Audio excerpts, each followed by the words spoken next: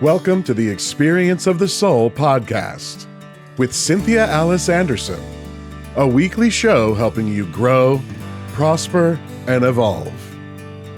Today, episode 324, The Presence of God. And now, Experience of the Soul. Hello and welcome to the Experience of the Soul podcast. My name is Cynthia Alice Anderson. I'm the host. I'm here today in my studio with my wonderful producer, Shawn Kilgore. Sorry, Shawn. Oh, good. No, that's awesome. Good morning, everybody. Welcome to episode 324 of the Experience of the Soul podcast. So happy to be here with you again for another episode. Today, we are talking about the presence of God.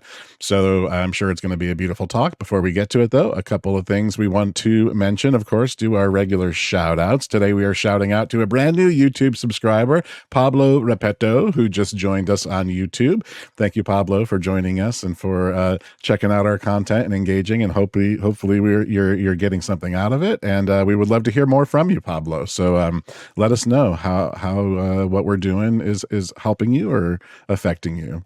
Yes. I always like to know, too, where you are listening from. And we like to hold that area in prayer. And we're going to do that today, too, with our shout out to Cleveland, Ohio. Yeah, baby. Rock and roll capital of the world, right? I think is how they say it. Oh, I didn't know that. Is that true? Yeah. That's where the Rock and Roll Hall of Fame is. Oh, that's right. Cool. I didn't know that fact, but this is awesome. And it's a great town, a lot of good energy. Friends, thank you for joining us from Cleveland. And, you know, I've had a couple people tell me they do this where they will get people together and they will get 3 or 4 friends or whatever, hang out, get coffee or have a beverage of your choice and watch the talk or watch the podcast, whatever it may be, and then talk about it after as friends. It's a great way to have spiritual discussions. So if any of you listening have not done that, give it a try. It's a lot of fun. You can even do it virtually too, which is cool. It's like a podcast club. It'd be like, it should be a new thing. Like how you have book clubs, but there's podcast clubs. There should be that. Yeah. It's like a way. And what's nice about watching it together, it's fresh in everybody's mind. And, you know, you've just heard it and it's a connection and it kind of creates little spiritual communities because, you know, so many people have told me that I'm their church, you know, that they don't really attend a ministry, but that the podcast is their connection to a spiritual community. And so, as much as I love that you listen, I think gathering with other like-minded souls is really important so that you don't feel alone because, you know, we all need support on the journey. So anyway, just give that some thought, maybe even a family member, say, hey, let's watch it and talk tomorrow. If you have somebody else on a similar journey, that would be really, really cool. I will say, I think it's one of the best things about the Monday Night Talk series that we're doing over on the SoulWorks community. We had started out calling it a Q&A, which it sort of has evolved more into like a community share is what it feels like. It's not so much question and answer as it is a discussion, open discussion. Which is great. I mean, so yeah, I think getting together and taking in this, it's just like being in church. I mean, for a lot of us, like you said, this is for a lot of us how we're getting spiritually fed because, you know, churches have changed over time. And there's a great video going around right now that talks about, Christian and what has happened to Christianity and how Christian nationalism is sort of taken over and how that's not at all whatever the intention was originally meant to be. And I think so finding places to get spiritually fed, whether it's a podcast, whether it's joining the SoulWorks community, I think has never been more important for us. I agree, Shawn. And I just had somebody today say, you know, I have not gotten on the Monday night thing, but you know what? That's next for me. I said, I get it. And she said, I just feel like I want to take your teachings deeper. And as somebody who does other courses and stuff. And this a few weeks ago when I did the talk called Chicken to Eagle, people were really realizing how we were talking about the differences, you know, between chicken consciousness, which is looking right in front of you and pecking at everything, or the eagle consciousness, which is soaring above, visionary, seeing long distances, comes down to earth, but then rises right back up. You know, the sharing was so deep and so meaningful People got a lot out of it. And even since, I've had stories about, oh, I've seen an eagle. Oh, I'm connecting with this. And so it keeps the talk alive in us in a little bit different way when there's discussion around it than just me standing up and being a talking head and, then let's go have coffee. Although I like that. But if you're not in a community, where you can see and visit with people and do classes, this Monday night thing does really help with that, for sure. Yeah, definitely. And the meditations that happen at the end of the Monday night talks, really sort of like sinking all of it in, are also hugely impactful. So folks, if you'd like to join us over in the SoulWorks community, you can do so by going to my.soulworkscommunity.com. There is a free level where you can join and be a part of the community. On that free level, you're going to get spiritually supported and spiritually fed with a variety of things, whether it's posts from other members of the community or whether it's affirmations. We do post occasional meditations, but there is that additional paid level that's going to get you those extended, longer meditations, as well as access to those Monday night talks, which also include, very nice meditations as well. So hopefully you can join us over there. Right. Last thing I'll say on that too, just from my perspective, it's been fun to use pictures, video, like the Monday when I did the chicken to eagle message, as we were waiting, because we all are, waiting until the time to start.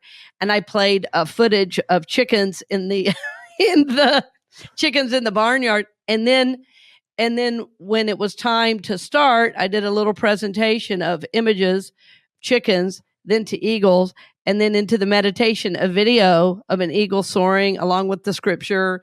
It's a different kind of experience, and I'm having fun creating it. And Shawn, appreciate all your support on it as well. It's we really are seeking to make a meaningful experience for all of us, because we talk about things that you might not talk about in a church setting, but are deeply spiritual and rooted, in our connection with God, and that's what today's about. So, really is asking the big question of where is God?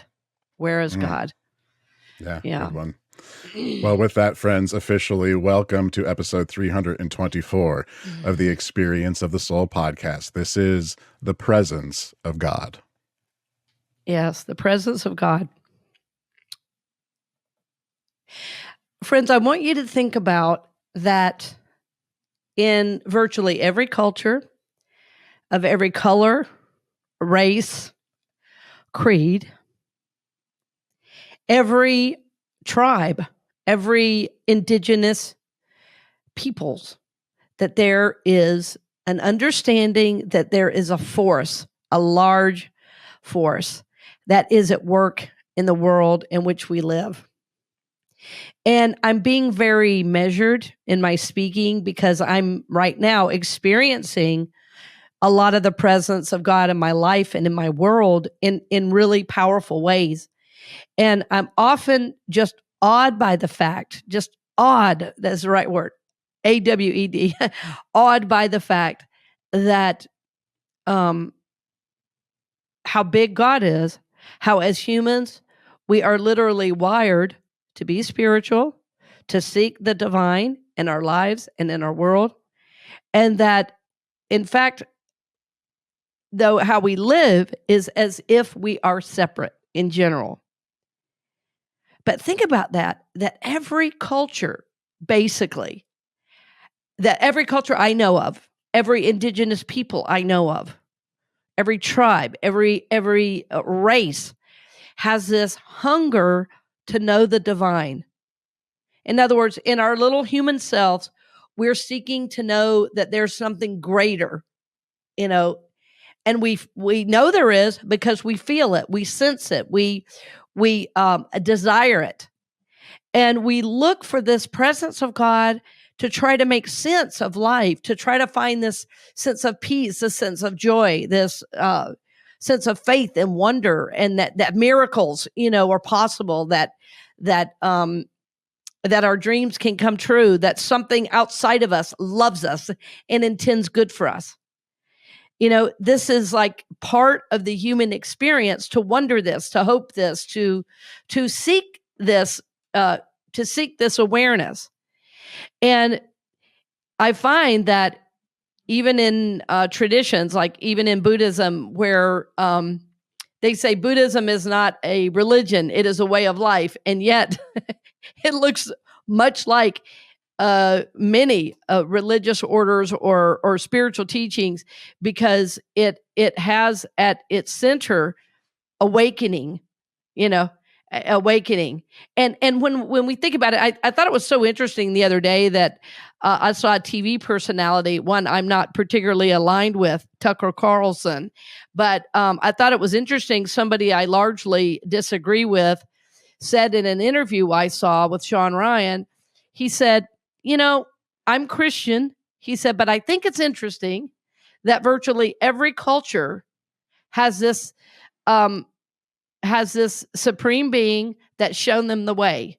He said, I'm Christian in my beliefs, but there must be something to it if everybody literally who's walked the earth has some kind of desire to know it. And even people who call themselves atheists are still believing in something. And even in atheism, I believe God exists, because I know that whether we believe in God or not, God is. I know whether we call God, Jehovah, Jesus, Yahweh, Allah, Muhammad, whatever we call God, the Buddha, God is God, and no name can limit God. In Judaism, in the Hebrew Bible, in the Old Testament, God is written YHWH because it's unpronounceable. So it's trying to be it's like trying to approach God with this idea of the mystery.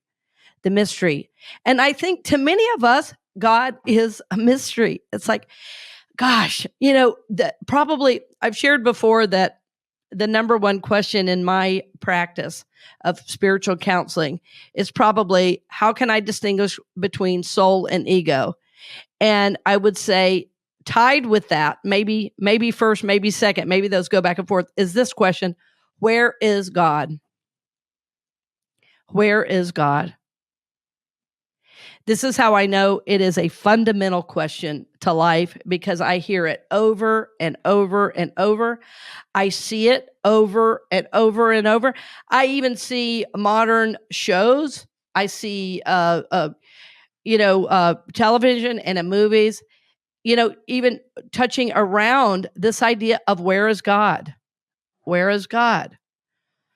People trying to do the right thing, trying to find out, what does God want from me? I have several people I've worked with over the years who often say, what does God want from me? What does God want from me? Where is God? How can I know God? Why doesn't God intervene? Is probably the third question I get. If God is everywhere and God is all powerful, why doesn't God intervene in our world? Yeah. Well, one of my favorite understandings of God is from a really old movie.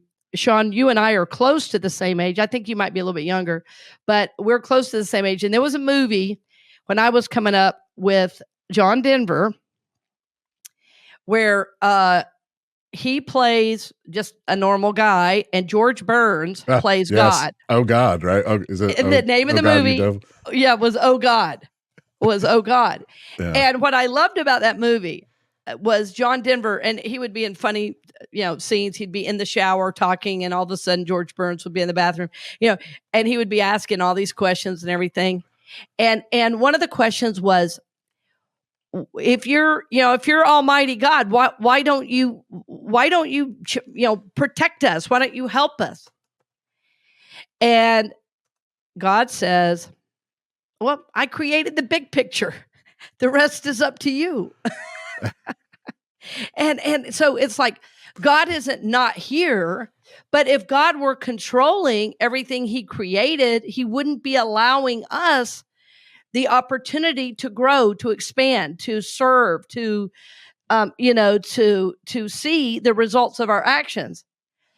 So God is all knowing and all powerful, yes, but that power is also in us. And as long as we expect God or somebody else to do it, right, we're not owning our God power. And I think we should probably put, I don't even know if that movie's still available, but Shawn, let's please 1977 is when the movie was made. Yeah. I was 8 years old and I still remember it today. Wow. And then there was a sequel that came out in 1984. Oh, what was that one? That was Oh God, You Devil. And that's probably the one I remember a little bit more. Okay. Just because I was a little bit older then, but yeah, I do remember seeing both of those. Yes, George great. Burns. So good. George Burns, classic. I always loved his line, so dry humor. But think about that. And again, this is what I'm saying. Hollywood has shown us different images, different pictures, different awarenesses of God. And it always kind of makes me chuckle, the idea of George Burns as a God. There was a book that was written, I don't know, it was probably 10 years ago, called The Shack. And then it was made into a movie. And it was so interesting to see publicly all the negative responses, because God in the book and in the movie, The Shack was a Black woman, and there was a lot of Octavia Spencer. Yes, there was a lot of reaction to that, and I just had zero negativity about that. I found it refreshing. I found it interesting. I found it to be a wonderful new perspective. Because if you know your Bible, it says in the book of Genesis, Genesis 1, that we were created in God's image. Well, who was the we that was created in God's image? Well, of course, it's all of us. If we all were created in God's image and God is a man, it would mean that we're all men, right? But it even says there are two creation stories too in the Bible. Didn't know I was going to get into that, but one of them says we created humankind in our likeness. So there's even a collective we in the book of Genesis. So read your Bibles, friends, and quit reacting, because God is all of us. God is all of us. God is in all of us. God, we are all a reflection of God. I think so often we've forgotten that. One of the things Unity teaches, so I'm a Unity minister, and one of the things we say every Sunday is there is only one presence and one power in my life and in the universe, God, the good, omnipotence. And people say, well, if that's true, if there's only one presence and one power, how is it that bad things happen? And I said, well, God is everywhere available. Yes. Everywhere present. Yes. But if we as humans do not act from this God presence that we are, we're going to get exactly what we're getting in the world right now. We're going to get evil. We're going to get crime. We're going to get abuse. We're going to get everything unlike God. Everything unlike God. And so, these larger questions we're asking and that we're talking about on the show, where is God? Why is God not doing? It's like when you begin to take 100% responsibility for your life and world, you realize that, yes, God is present in me right here, right now. And if that's true, how do I bring that energy forward in my life and world?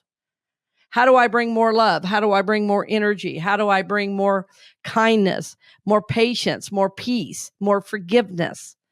So this is the idea that we or the thinking that we come from on the show is that God is everywhere present. God is not limited to a church that calls itself Baptist or Seventh-day Adventist or Christian or Jew. God is. All of the religions are simply trying to figure out the same God. That's how big God is, that all the human ways we can think to try to know God, I don't think we've touched it yet. This really, really knowing and understanding God at the level that is possible. Simply because we are still putting God out there. We are in our human experience, but I think God is everywhere present. And for many of us, we grew up with the idea that God was kind of a puppet master. And I've seen many images of that. And we, if you're watching YouTube, it's up right now that, here we are, little humans, and that God in his almighty white being with white hands is controlling every single thing on planet Earth that everybody does, and that none of us have any choice. And this is how most of us grew up, or I'll say I grew up, and many of the people I serve have grown up thinking of God as a puppet master, that if I do something good and please God, God's going to hand me down a little gift. And if I do something bad, God is going to strike me with lightning. And I think everybody can relate to that idea of God. We've also seen that idea of God in Hollywood. I mentioned that not to, demonize Hollywood, but simply to say that these images of God were imposed on us through the culture in which we live. And it's why so much we talk about prayer. It's why so much we talk about meditating on the presence of God, because I believe we can know God ourselves, that we can really know God ourselves. And we don't have to tap into the cultural images. But if we're being honest, I think most of us grew up with the idea, in the US anyway, that God was a white guy with a long gray beard sitting up on a throne on a cloud. I mean, that's a classic Hollywood image. Classic. And so what we're trying to do today in the show, talking about the presence of God, is what if God, my idea of God, could be more expansive? I had a dear friend in ministerial school. Her name was Lynn Odell, and she's a minister today. She works for Unity Worldwide. And I remember she did a talk years ago called, "How Big is Your God?" How big is your God? So what if your idea of God could get larger and more expansive? That God is everywhere present. God is always available to you. There's an ancient saying, and it's been attributed to several different people in history. And I think it was originally in a Latin booklet from, we're talking hundreds of years ago, like I don't know what, 3rd or 4th century, where it says, God is a circle whose center is everywhere, whose circumference is nowhere.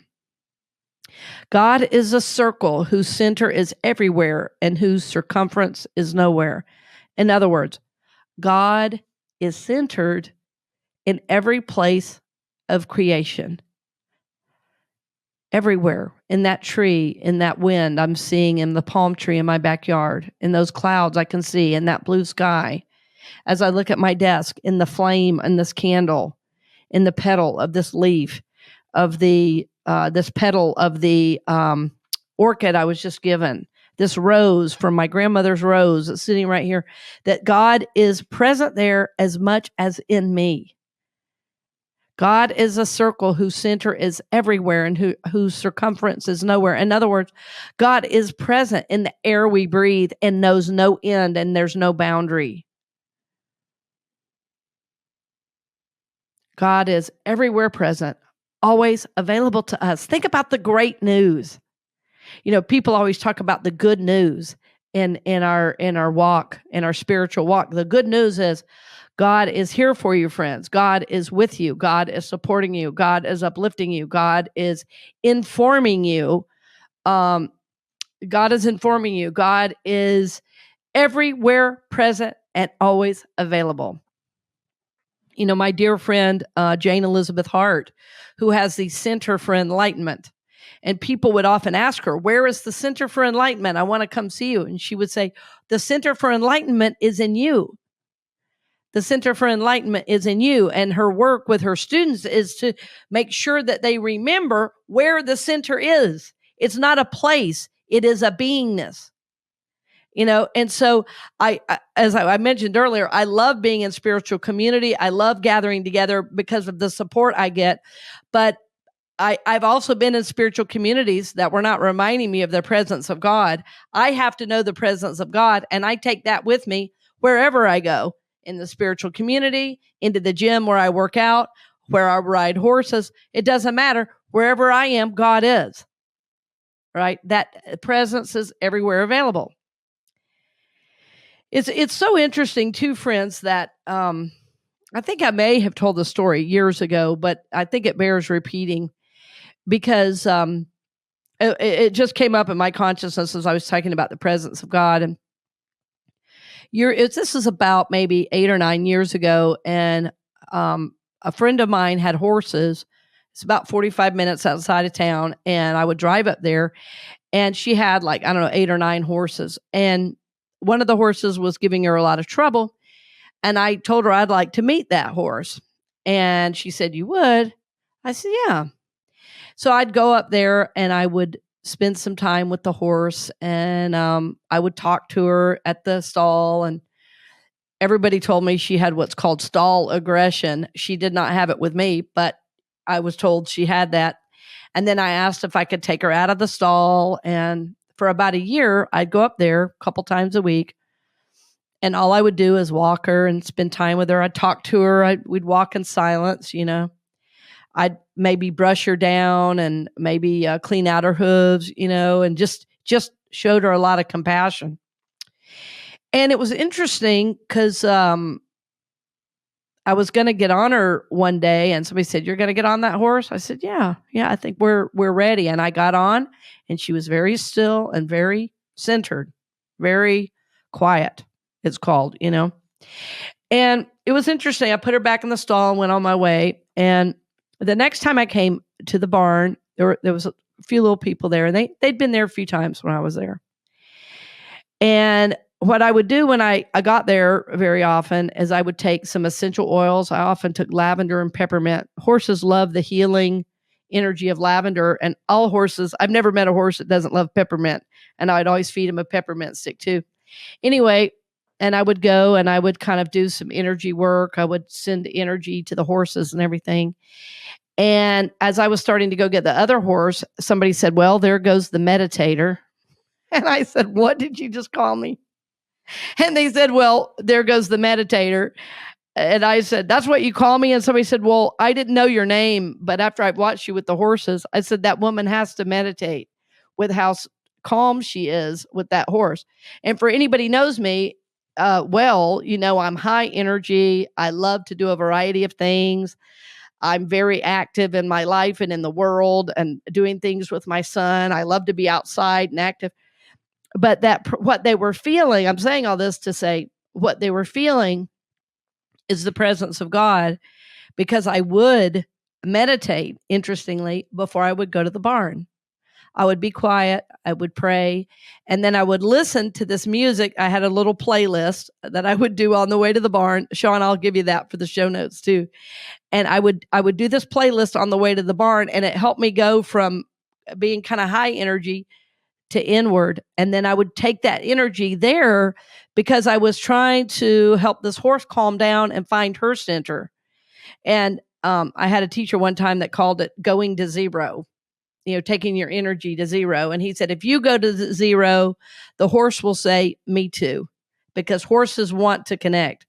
And so how I worked with the horse over the years, and of course ended up buying that horse. I was like, "No, you're not staying. I'm taking you, and we're going to go." So anyway, I ended up buying the horse, and she passed a few years later. But what people were feeling was the presence of God, and they even knew. They didn't call it the presence of God, but they said, there goes the meditator."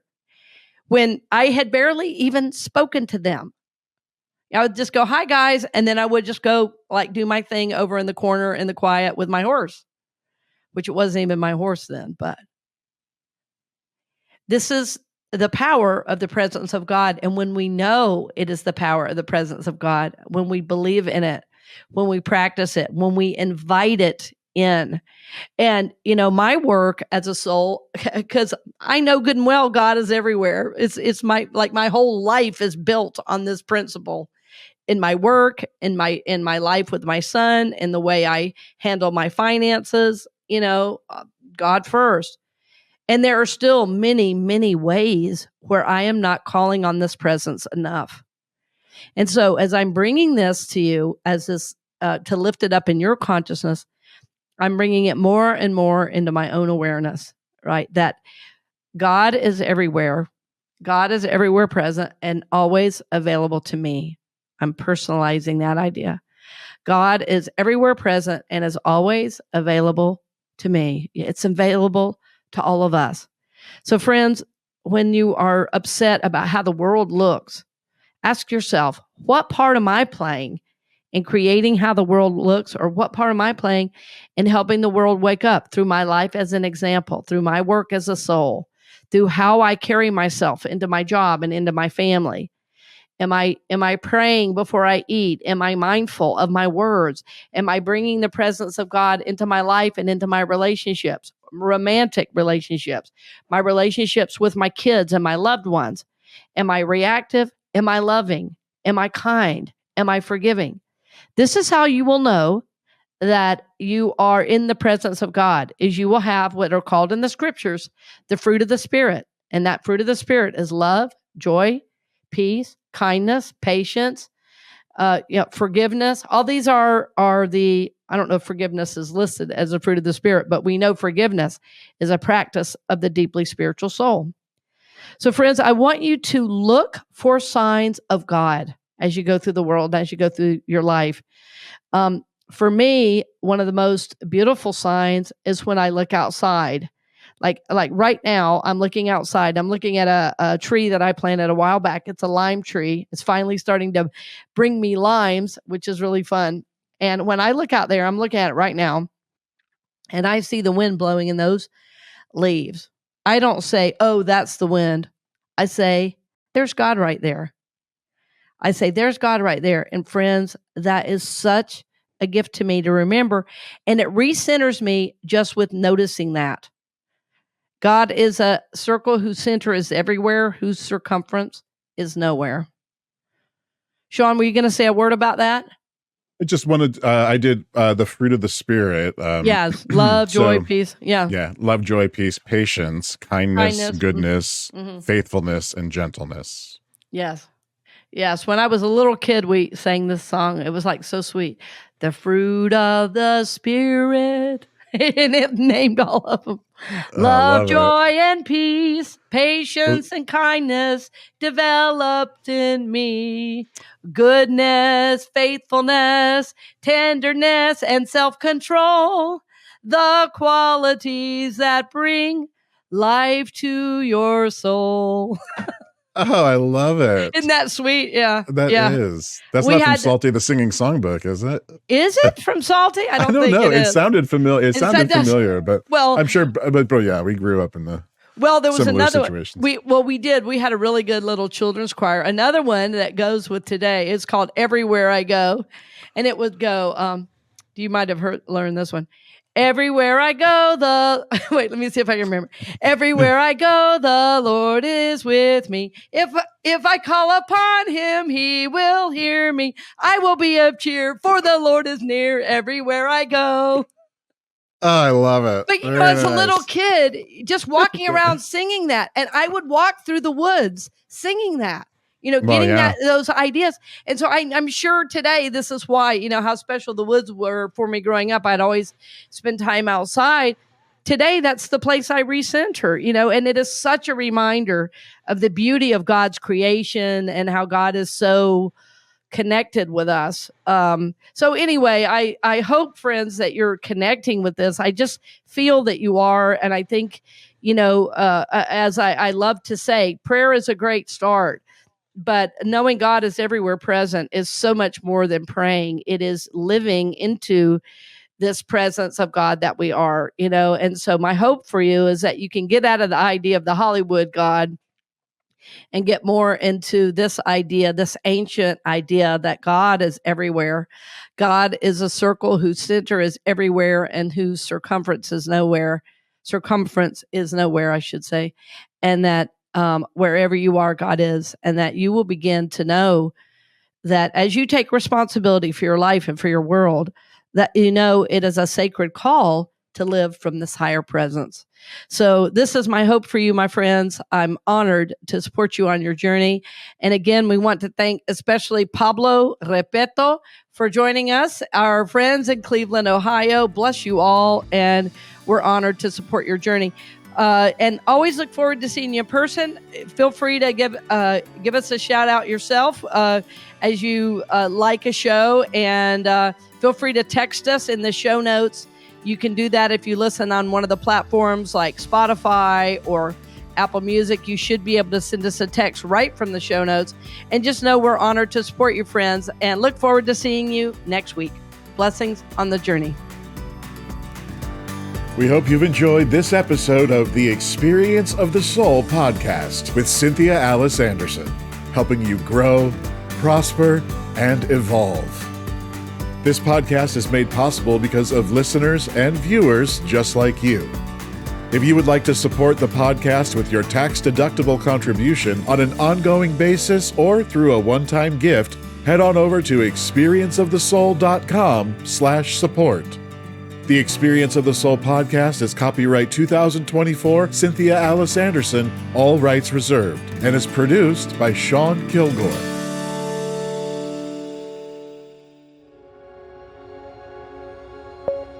A production of the SoulWorks Group, Incorporated.